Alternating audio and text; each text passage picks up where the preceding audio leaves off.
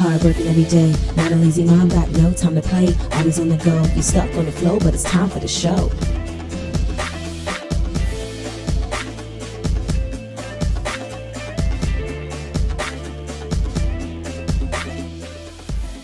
Hey, what's up, everybody? Welcome back to another fun episode of your Not for Lazy Moms podcast. I'm here with my husband, Chris. What's up, baby? Good, baby. How you doing? I'm good. I'm good. I'm happy. Stress-free these days. What's up, Allie? Hey, you guys look good. You guys look well rested. Oh my goodness. I'm still over here off of a high from the birth stories episode with you and Matt. It was everything. Honestly, it's so funny. After he and I spoke, A, he said he wants to have beers with you, Chris. But B, he was like, oh my gosh, I didn't realize how hard that your birth story, like just everything that happened and everything. He was like, I had no idea, between your health and Chase's, like it was a lot. It was a whole lot. That was just one of those situations where you look back and say, you know what? Thank God for bringing me through it. And I doubt I'm going to do it again. Unless God got another plan for us. Oh, well, yeah. I'm always down for God's plan. But I'm glad that he was able to pull us through because it was very scary. Even telling it back now, it was like, it was fun to tell the story, but it was scary going through it. It was insane. Yes. But we're grateful as always. But listen, I am excited for today's topic because it is something that hits so close to home for everybody, whether you have kids or not. Sleep training. Like, I have been struggling with Chase. He is so different from Christopher and Milani to the point where it made me kind of ponder upon how Chris and I's sleep patterns are and how similar or not similar they are with the kids. So we can start out by just saying, I am a person who loves to sleep. As soon as my head hits the pillow, I am out. And I'm so jealous. And Chris is the exact opposite. So I'm better nowadays than what I used to be. Back in the day, I guess I used to think about stuff a whole lot and worry a whole lot. So I would be in the bed for at least 2 hours before I could fall asleep.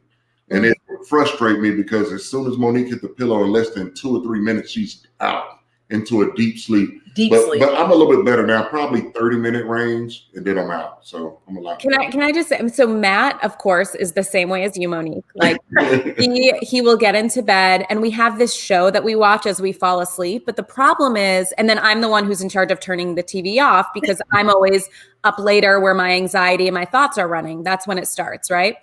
So we'll start this TV show every night. And like 2 seconds later, I hear his deep breath, like he is in his like deepest, beautiful, most relaxed state. And I'm just like, are you kidding me? So he keeps missing this show that we're watching. And every time I'm just like so frustrated because then it takes me like an additional hour after he's in his sleep to fall asleep. Yes. Oh, so yeah, you and Chris, of course, y'all the Leos. So it must have something to do with that too. Probably.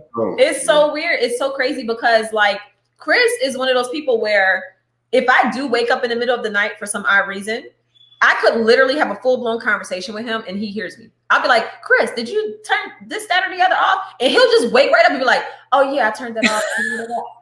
That is so weird to me. Now, early in our dating years, I would be asleep and he would just start talking to me. And I used to think he was so weird. Like, it's like 4 a.m. I am clearly knocked out. Why are you talking to me? Wait, Chris, do you remember in the morning having those conversations? Most of the time, yes. Unless I have too much alcohol, then I don't. Okay. No. In these moments that I'm talking about, he is clearly awake. Yeah. And he'll just be like, hey, babe, what did you say that you have to do tomorrow? I'm knocked out, so I don't hear him. So he'll be like, Monique, babe. And I'm like, huh? What? He said, you were saying something about what you had to do tomorrow. I'm like, what? What time is it? Leave me alone. But he is such a light sleeper and I'm such a deep sleeper that we're just opposites in that area. But it kind of works now that we have kids because when they wake up in the middle of the night, he's the one that's more likely going to hear them unless, like you said, he's been drinking and he's completely knocked out. But yeah, so. Because I heard Chase this morning. I never did. And you said you like Chase is waking up. You got to go get him. I don't remember. She told me that, but I was already awake anyway. So, and I'm telling you, it's so funny because with Chase, it's like he's in sync with me.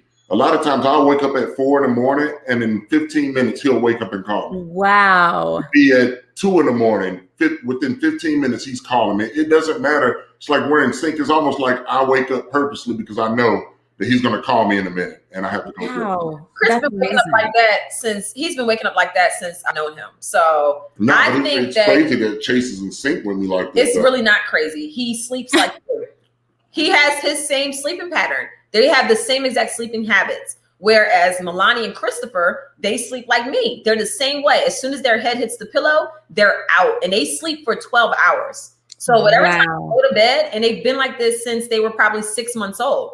As soon as they hit that pillow, if they go to bed at 8 o'clock, they're waking up at 8 o'clock in the morning. Like they amazing all night. And if they do have to wake up to use the potty, which is rare, most times they literally will sleep all night. And sometimes Christopher, he'll wake up maybe like 4 in the morning, come in our bathroom, use our bathroom, and then think he gonna climb in our bed. And I'd be like, boy, don't get in your bed. Because he used to get away with that. He's too big now. Slick. So they all know I sleep like a rock. So what they would do is they ease in on Chris's side. So they don't wake me, and then they end up finagling their way right into our bed, and then I'll wake up and roll over like, wait, when did you get in here? And there's like an arm over your face, a leg over your stomach. Yep. All of that. Oh, they're upside down in the bed. I mean, their head is at the foot. So it's crazy. Especially Chase, he's wild. Oh my God. Headbutting you and everything else. The other day he just started hitting me. He woke up, I think he had a bad dream. He woke up saying, stop it. And he was swinging on both of us. See, one of Matt's biggest rules is that no kid, unless they're sick, of course, like they're not allowed in our bed. They are not allowed to sleep in our bed. And I've always glamorized the idea. I'm like, oh my gosh, I bet it's so sweet. They snuggle up to you and it's the sweetest experience to have your baby sleep with you. And I'll never forget one night when we were away somewhere, Sam slept with us because I think he was like scared to sleep somewhere else. And I understood, we're not at home. And it was the worst experience of my life. Like I could not sleep. And there were some points where I'd like wake up at 2 a.m. and his eyes would be like an owl just like staring at me. And I'm like, dude, why aren't you sleeping? It was so creepy. So no, yeah, we don't have our kids sleep in our bed ever. I would love that. And that's how it used to be. Up until Chase was born. So now that we recognize where their sleep patterns come from, Christopher and Milani are like me. Chase is a lot like Chris. Now what do you do? So I don't know. Can you talk to us about how you were able to sleep train your kids? And then I'm going to tell you what I did with the first two that I haven't done with Chase yet. Okay. Well, so one of the things, and I was just talking to my friend who just had her first baby, everyone tells you when you're pregnant, oh, you're going to be so sleep deprived, but nobody really tells you that you're going to feel so helpless in the process, right? Like you're not only tired, but you have zero idea what you're doing. There is a little human, a little ball of mush that's just uncontrollably crying or gassy, and you can't just be like, go to sleep and they'll go to sleep, right? Mm-hmm. So the helplessness definitely can affect you. One of the things that really helped us. So first off, when Sam was born, I just kind of like went about my life. Like I was like, he would cry all the time. He wasn't sleeping and I was miserable. And then I actually got a book that really helped me. And it's a popular book. It's called Happiest Baby on the Block. Oh, and we saw the video version of the book. Oh, awesome. Okay. So yes.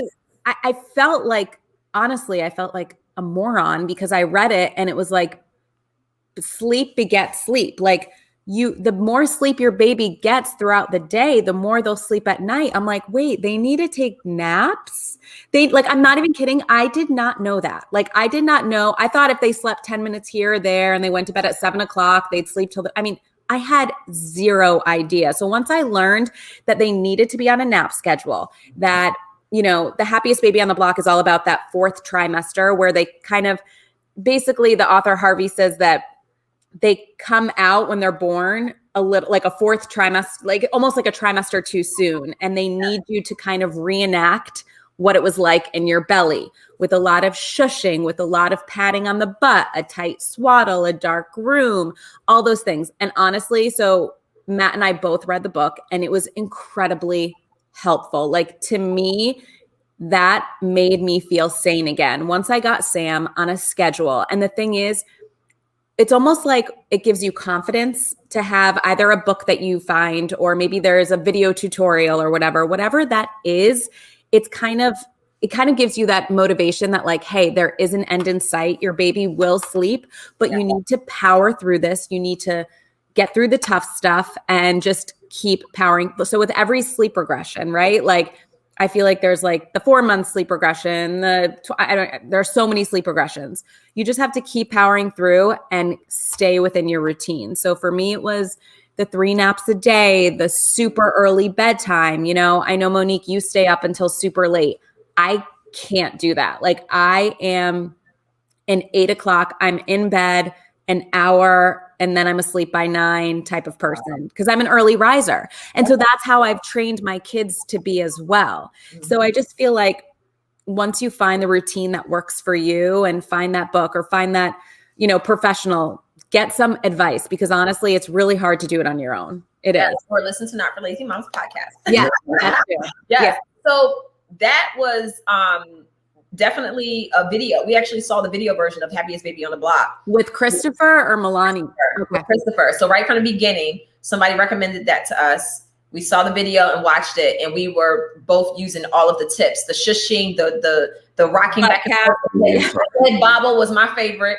Oh my God, that head bobble with Christopher, I would cup his head right into my hands and just bobble him back and forth, and he would go like that and out. Loved it. Yeah. Chase loved the shushing. Milani loved everything. She hated being swaddled though.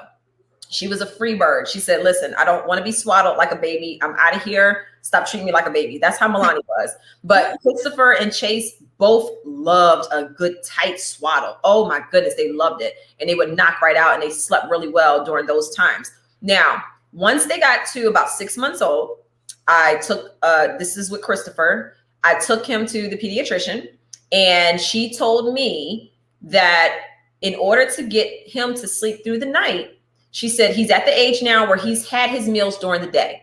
No more nighttime bottles. She said you give him his last bottle right before bedtime, or however you want to do it. She said, and you have to start weaning him off of those nighttime snacks. So this was actually a little bit before he turned 6 months. And the reason why I remember is because I was still breastfeeding, and I stopped breastfeeding Christopher at 6.5 months. So it was probably about 5.5 months, somewhere around there. So I started weaning him off. Every day I was giving him less in the middle of the night. And she said, I'm going to warn you, you're going to have 4 days. She said, just map out 4 days, mentally prepare yourself to not get any sleep.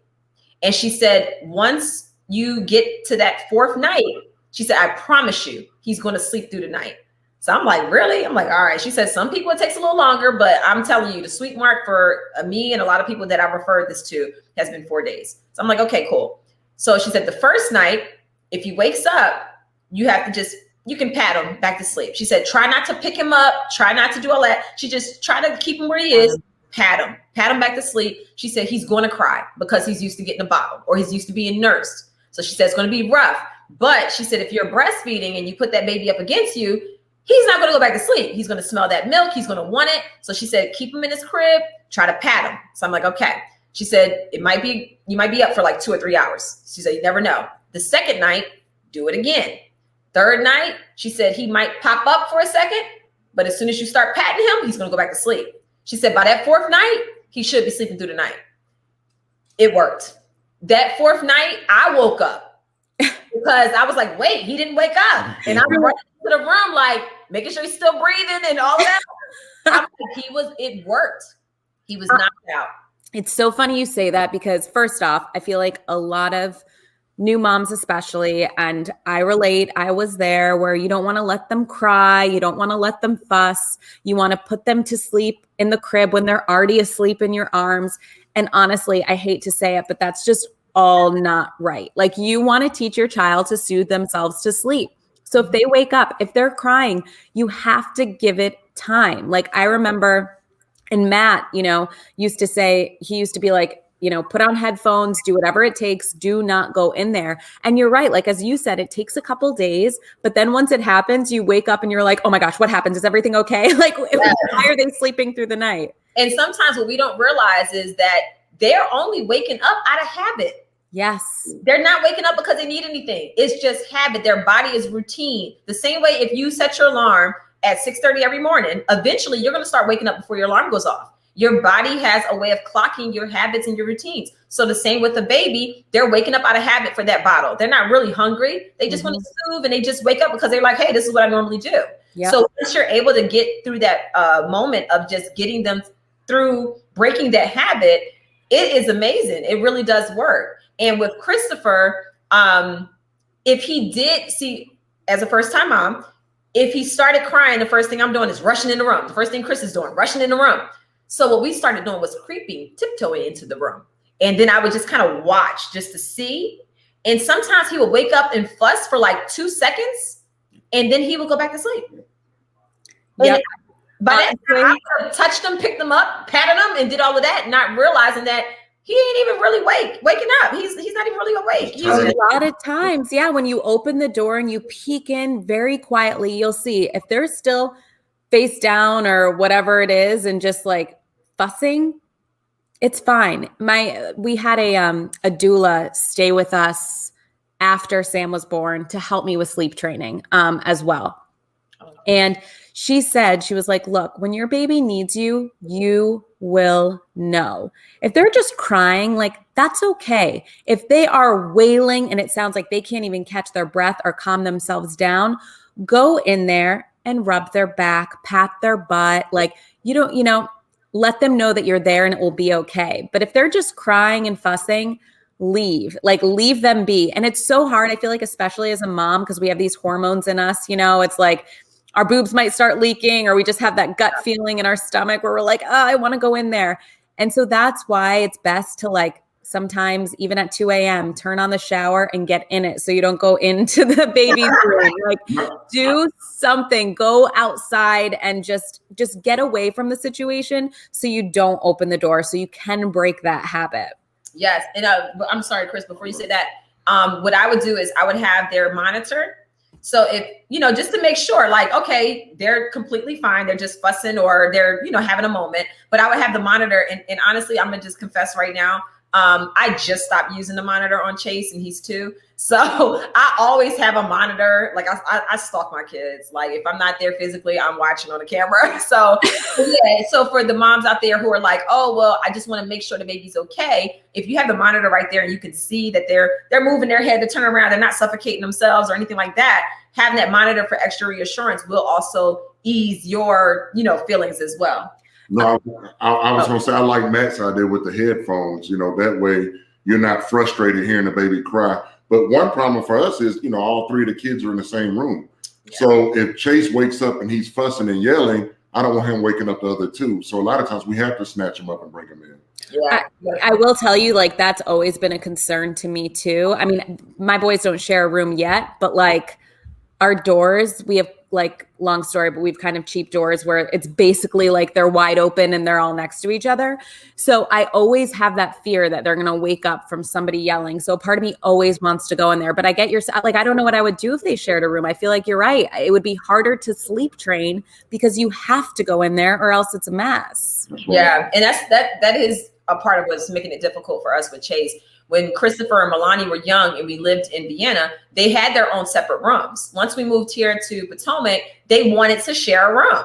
So it's like, I even asked Christopher the other day, he turned 8 and I was like, hey, are you ready to change and get your own room and maybe let Milani and Chase share a room? And he said, well, no, I kind of like being up here, with my siblings. I love sleeping together in the same room. And, I love my bunk bed. They don't want to separate. So I have to maybe for 4 nights, just take Chase into one of the guest rooms or something and just at least get him to get his butt back to sleep. And we did go through another sleep training process when right before I had Milani.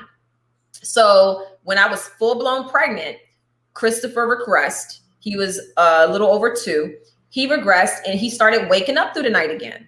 So he hadn't done that in a very long time. And because I was pregnant, I was like, whatever, like, he's getting into bed. So then it clicked. It dawned on me. I said, wait, I gotta nip this into the bud, because if I have this new baby Christopher's accustomed to being the only one. And then all of a sudden I'm telling Christopher that he can't sleep with us, but the baby's in the room. I don't want him developing this complex or thinking that this is a competition between him and the baby. I didn't want him to think that he was being kicked out because of the new baby. So I had to tough it out, full blown pregnant. And at the time in Vienna, he had a bed in his room and he had a small couch. So I would sleep on the couch. And every time he woke up thinking he's about to march into our room, I would jump up and say, I'm right here. Go back to sleep, baby. But mommy, I want to cuddle. Go back to sleep. I'm right here. Wow. And I would pat him until he went back to sleep.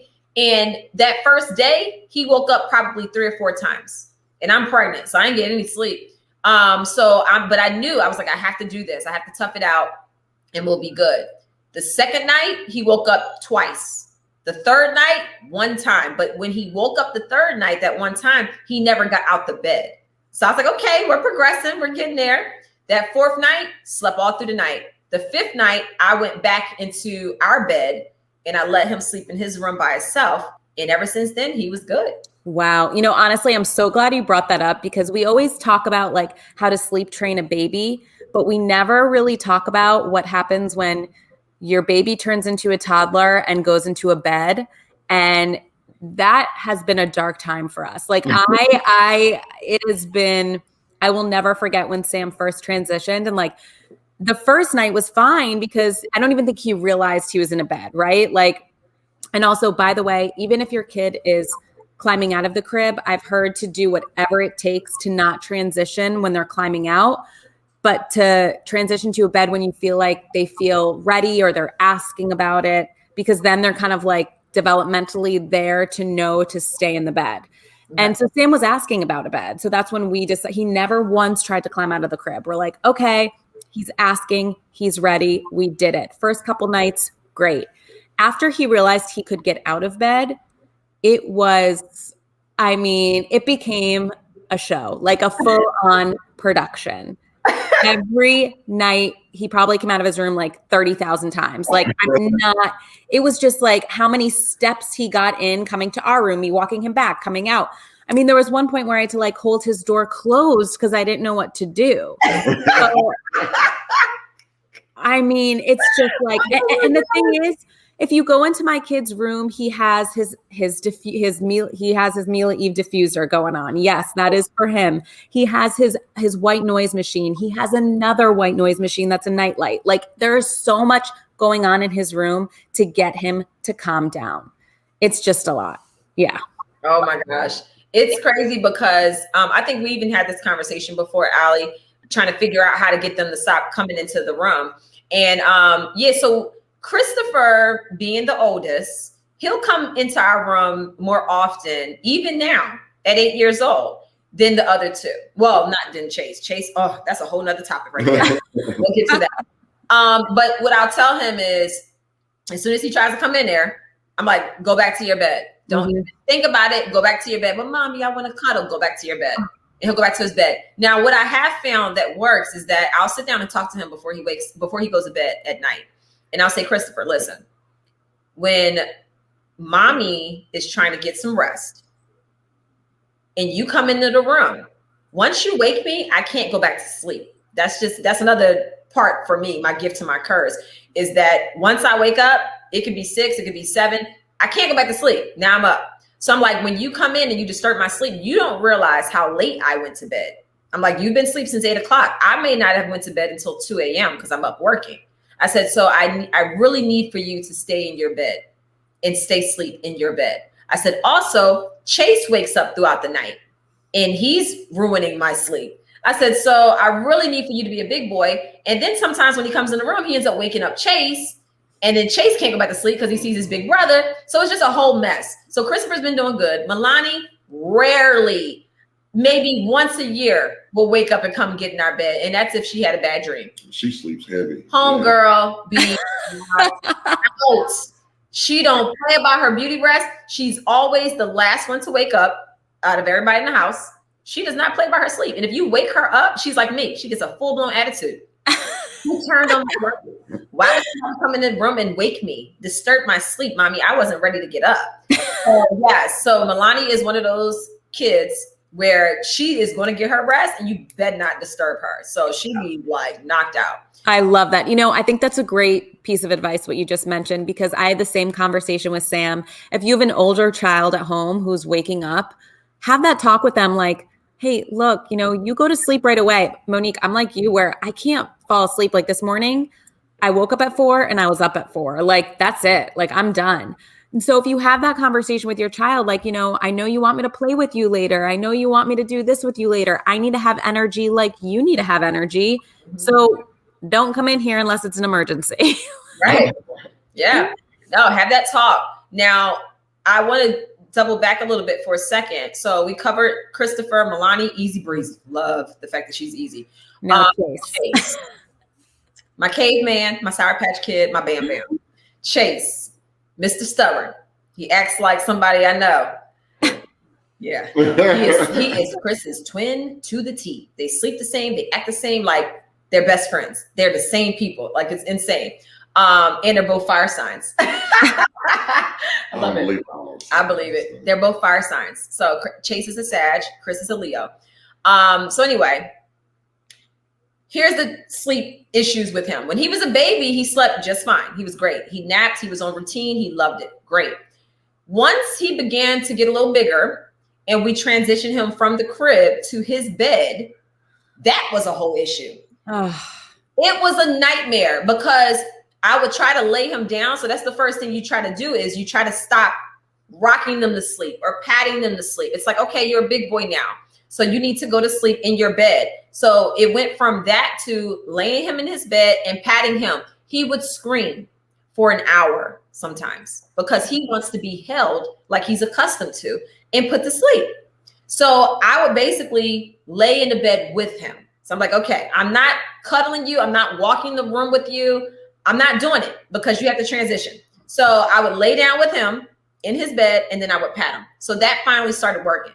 Then I revisited the whole lay you down and pat you. It took a while, a few days, but then that finally worked. And he was screaming. So finally that started working, patting him and getting into bed. Then it got to the point where sometimes you would put him in the bed. Now he looks forward to it. He likes to get a massage. Oh, he loves his massages. So I use my Me Leave Essentials de-stress massage oil. I rub that on his back. He will lay there. He looks forward to it. We'll sing songs. Chris tells him his bedtime stories. Ruff or Draco the Dragon. Then I'll say Draco the Dragon. He loves it. So his favorite is Ruff the dog story. He loves it. So he'll lay there. I'll fill up this diffuser. He loves being a part of the bedtime routine. So he'll actually pick with oils and we'll make a concoction based off what oil he wants in his diffuser. And we'll put the drops in together and count them as we're dropping them in. Like, he loves it. We'll turn the diffuser on, massage on his back, and he's ready to go. So sometimes he falls asleep easy. Sometimes he doesn't. It just depends on his day. But he was waking up in the middle of the night wanting a bottle like he was still 6 months old or 5 months old. I'm like, Chase, you are a big boy. Part of the issue was that Chris would just give it to him. He'd wake up and he could, and that's the part of being a selfless parent that is a struggle for all of us. We want to do what's easiest for us, especially when it comes to getting sleep. But we have to realize that in order to break those habits so that we can actually get better sleep, it's going to take a few days of us not getting any sleep.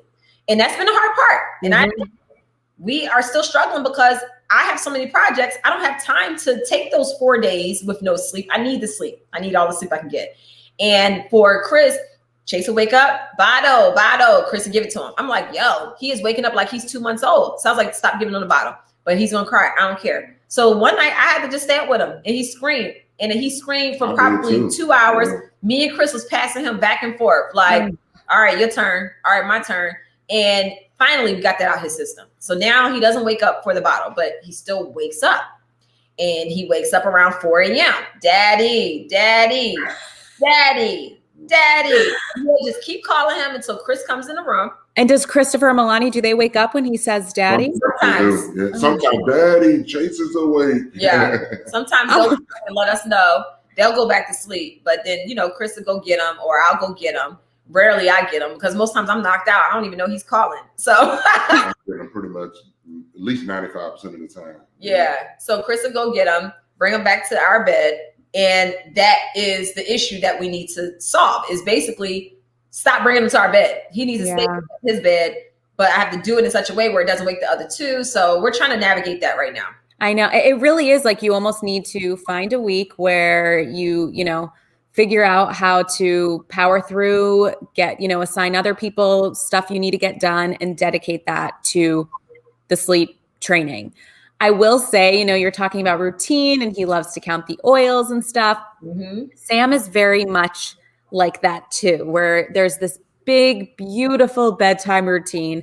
And the problem with me is that it lasts over an hour. So I'm not kidding. Like, and here, so, and it's always been like this. It's always been his bedtime routine is a debacle. I'm not even kidding you. There was last year when I had to convince him to go to bed. After every time he listened to me, he would get a marshmallow. So he was going to bed after brushing his teeth with like 6 marshmallows in his mouth. And I'd be like, okay, good night. Because it's like, you got to do what you got to do to get them to close their eyes and go to bed.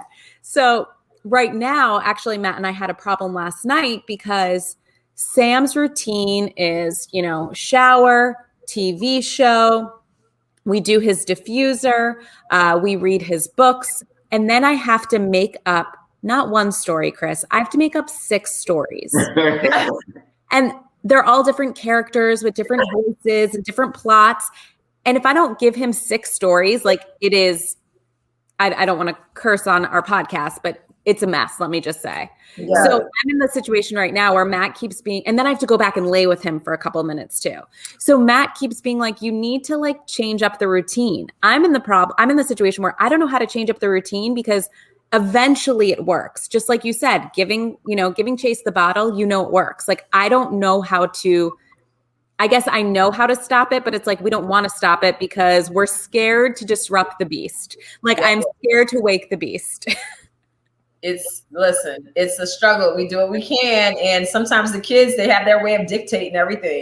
Like our bedtime routine is usually dinner, bath time. What is it? They'll have a snack and they have to get their water because they'll use that as an excuse to get out the bed after they're tucked in. And then sometimes we do our like family meditation where we're all sit in a circle, you know, cross-legged, holding hands or having our hands here. And we'll go around doing deep breaths. And then we'll go around and say positive affirmations or positive words. And then, you know, the massage, they all like to get their little backs rubbed. The diffuser goes on and then that's it. If they're like super high energy, that's when we'll do some exercises. Yeah. So like, let's do some jumping jacks. Let's do some run in place. Let's do some push-ups to get that energy out so they can sleep better. So yeah, we'll do all of those different things and we try our best to keep some type of bedtime routine going on. They love when mommy tucks them in because they want mommy to rub their back. Mm-hmm. Daddy just be like, go to bed, you know. So Chase gets put to bed properly with Chris. Chris will put Chase to bed and actually like coddle him and do all of that stuff. He's a baby, you know. He's not a baby. He's a little person. That's the problem. The youngest. Let me say that. He's the youngest. Yep. Wrapped around your finger. Yeah. You know what's funny though? Probably about 2 nights ago, I gave Chase this little massage and laid with him and got him to go to sleep. And I was about to walk out of the room and Melania was like, I wish somebody could cuddle with me. Aww. So I cuddled with her for about 15 to 20 minutes and, you know, made her feel special. Then I left out the room. Yeah. Chris keeps forgetting that Chase is 2. He's the baby of the house. I know. And you know what? It's so funny though, how like different our kids act depending on the parent. Yeah. Like, you know, I have to do this 5-hour long routine with Sam. And I went out a couple weeks ago and it was like the first time in a long time because of the pandemic that Matt had to put Sam to bed. And he texted me at like 7:31 and he was like, he's out, he's done. He didn't want me to do anything but tuck him in. I'm like, are you kidding me right now? Are you kidding me? Wow. So he plays kids play their parents. They know which parent they can take advantage of. And Chase knows that you'll like coddle him and do all that. Yep. And that's why it's important that parents get on the same page because let me tell you, it just makes it harder because they feel like they can call on somebody else. Anytime Chase wants a bottle, he's not calling me, he's calling daddy. Because I'm looking at him like, why are you still drinking a bottle? I mean, he's drinking it out of a sippy cup. I keep telling him to call it milk. I'm like, stop saying a bottle. He drinks almond milk. I'm like, call it milk. And he'd be like, milk? I'd be like, yes, bottle. It's not a bottle. Stop calling it a bottle. I'd be like, Chase, you're a big boy. You're not a baby. I make him get his own snack bowls. I tell him, go tell me what snack you want. He pulls open the drawer. He chooses his snack. He closes it back. He goes and gets his bowl. So I'm like, that's just how I was raised. I was always raised to be independent. And Christopher and Milani, they were 1 and 2 years old doing the same stuff. So I'm like, Chase ain't going to be treated any different just because he daddy baby. But I'm basically just like, he needs to learn how to be a big boy. So we've been on that trip with him. He's doing a lot better. And he's starting to realize that he's not an infant. He's 2.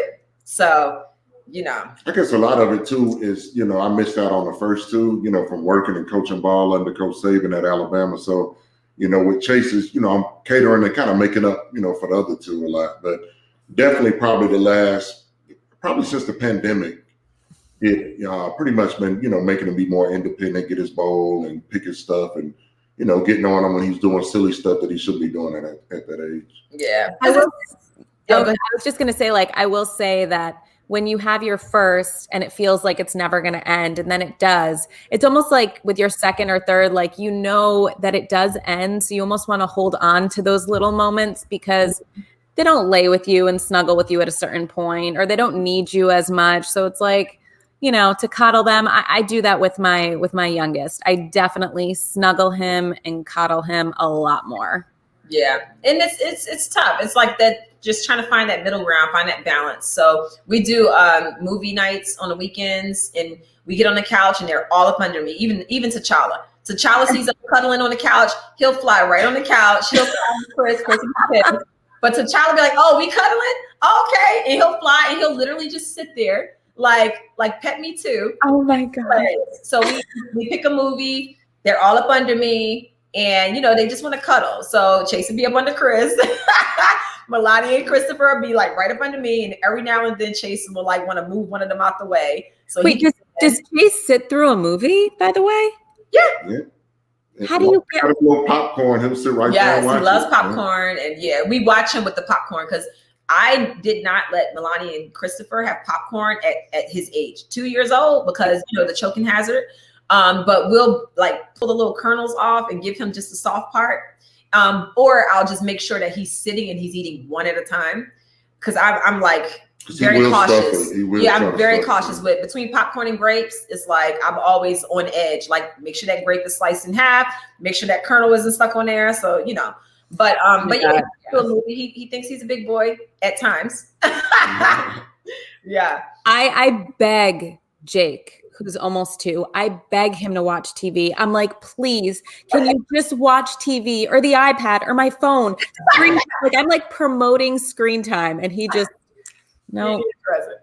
Oh my God. Yeah, I think because the other 2 are doing it, and he so wants to be like them. He cracks up now. He thinks he's a part of the crew because he's bigger, and he runs around with them. He has his bike that he calls a motorcycle. It's one of those balance bikes. Oh yeah. He's so funny because he literally zooms through the house on his bike like he's little Debo. It is so funny. He rides his bike all throughout the house. And he calls it a motorcycle.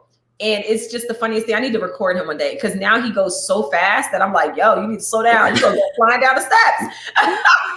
But yeah, it's just with sleep. I'm I already mentally prepared myself okay, I'm finally starting to get a better routine with all of the projects I have going on. So I'm going to take 4 days. Me and Chris are going to have to figure out how we're going to tag team this because it's going to take both of us. And I really think it's going to be harder on Chris than it is on me because Chris is the one that he calls in the middle of the night. Milani and Christopher call me. So Chris will be in there knocked out sleep, ain't worried about nothing. But it's really going to be Chris that has to do the sleep training more so than me. Because what's going to happen is I'm going to tell him to go back to sleep and pat him, and he's going to keep calling for daddy. So if daddy does it, calls me anyway. So yeah. That's what I'm saying. Yeah. You're going to have to be the one to do it. Right. So we'll get to that point. Maybe we can start that. We just need to figure it out. Is the problem? The main problem is, like we said, all of them in the same room.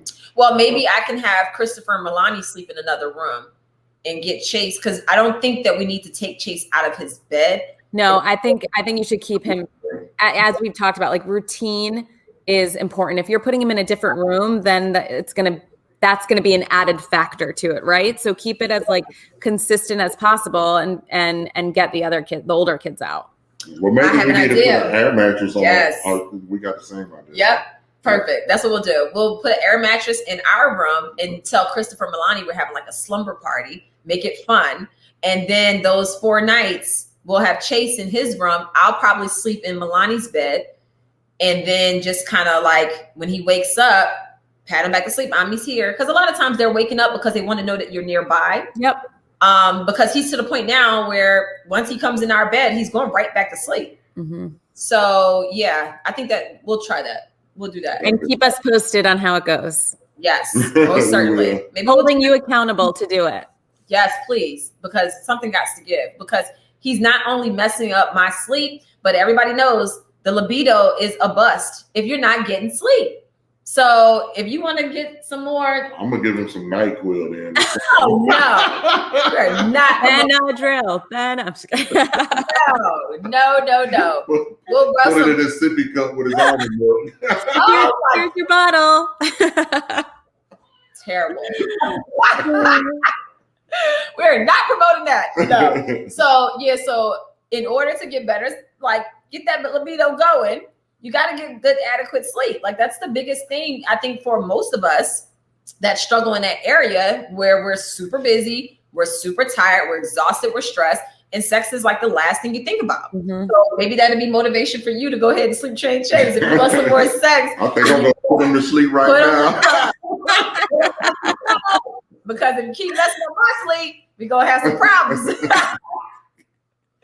Yes. So yeah, that'd be good motivator for you. It's a great motivator. All right, well, let's do it. I think we'll do that this weekend, right in time, so that we can get him in his own bed, get him under control, and then we won't have to worry about kids coming up in our room. Then we'll be able to do some things.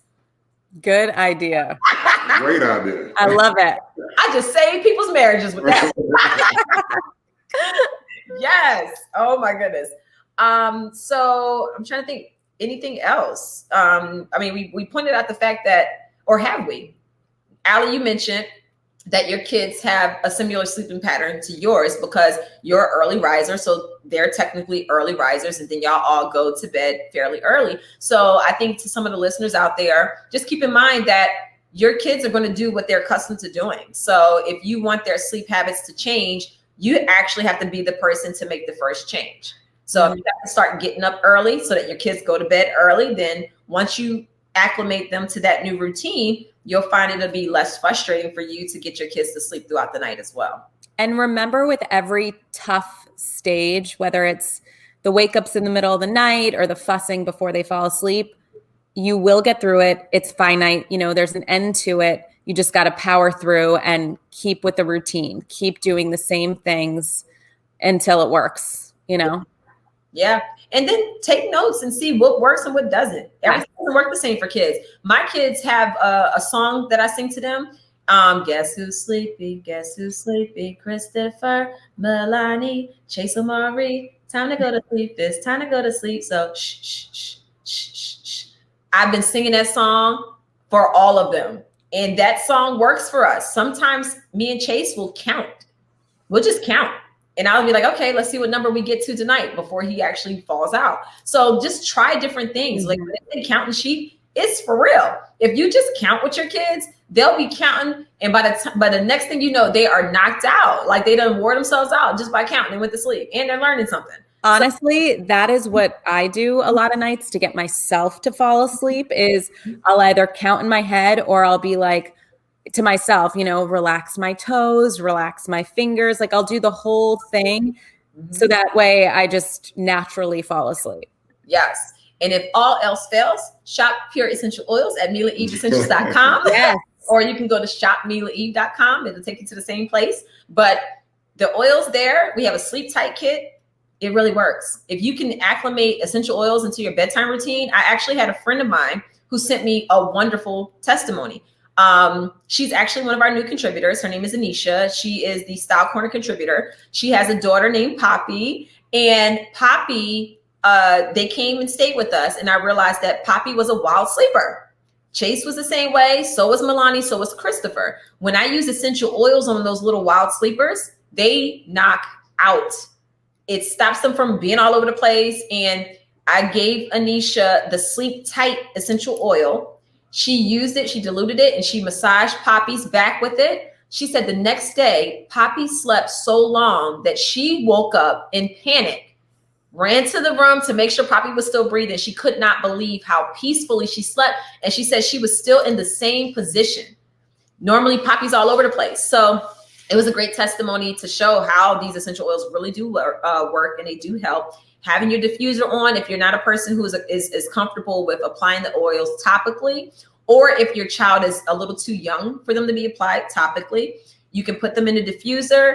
And I'm telling you, it works wonders. It's amazing. I sleep with my diffuser on every night. And that's another reason why I be knocked out and I don't hear anything. Chris be waking up because he's just a light sleeper. So that is what it is. But it helps you get that good REM sleep sooner. You feel so well rested. You'll find yourself waking up before your alarm goes off. So make sure y'all check it out. We have so many different oils for helping you to promote better sleep: peppermint, eucalyptus, lavender, or you can just get the Sleep Tight kit with Breathe Easy. But there's so many alternatives, so make sure you check it out. Yes. Anything else? Any tips? I feel like you gave the best tip. Yeah. If you want more bedroom time with your baby, you better get them babies sleeping. I thought he was about to talk about Believe Essentials. No. I was like, yes, the Breathe Easy, the sleep kit. Nope. Typical Chris. Just saying. Speaking for the fellas out there. Just because you're married don't mean that's supposed to slow down. Well, we know that. That's why we got to get these schedules under control. And then while you're at it, go ahead and get you some hormonal symmetry for you ladies out there. What I do is I put a drop on my wrist, I rub it together like perfume, and I put it on my neck. And I use it once a day, every day. It's a part of my routine. And it starts to help stimulate some things and also less stress. It helps you pull some of that stress off you, and you'll get yourself right. For the men, cinnamon leaf is great. Even just diffusing that, it's actually a libido booster for men. And it also helps for those out there who may have a little erectile dysfunction. Cinnamon leaf is good for that too. So you can go on Not For Lazy Moms. I keep saying Not For Lazy Moms. Go to shopmilaeve.com, type in sex, and all of those libido boosters will populate if you type that in the search area. Yes. So this was great. I feel like, Allie, you definitely motivated us this weekend. I think we're going to give it a shot. So now we have a plan. Well, maybe this weekend, maybe next week. No, we're going to do it this weekend. I think we should do it this weekend. Okay. Yeah, I really do. I want to do it while it's fresh in our mind. I like the fact that we have a plan. I'm a routine person, a planner.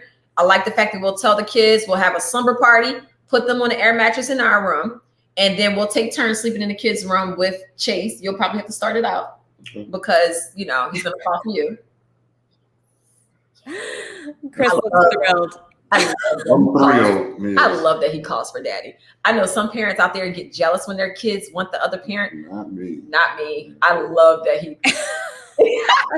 All right. And it cracks me up. All right, Allie, you got anything else before we go? I mean, honestly, again, the book really helped me. I'm not an ambassador for it. I really did enjoy that book, The Happiest Baby on the Block. That's great. Yeah, I love that. That was definitely a good one. Having a first child, newborn, it gave so many good tips for sleep and just like comforting them to the level where they feel like they're still in the womb, that motion and stuff. So that's really good. I love that fourth trimester theory. I think that it makes so much sense. So thank y'all so much for watching. We will see y'all again in 2 weeks because we're on every other week now for podcasts. And we're getting close to wrapping up season 3 of the Not For Lazy Moms podcast before we go on hiatus. But thank y'all so much for listening, for watching. Make sure you visit our website at notforlazymoms.com. Join our community. You get special discounts every month. You also are able to enter into our giveaways that we have periodically throughout the year. And you'll be the first to know about anything going on new with our website. Make sure that you subscribe to our YouTube channel, Not For Lazy Moms. Like and subscribe this video if you're watching. And until then, we will see y'all in 2 weeks. Take care.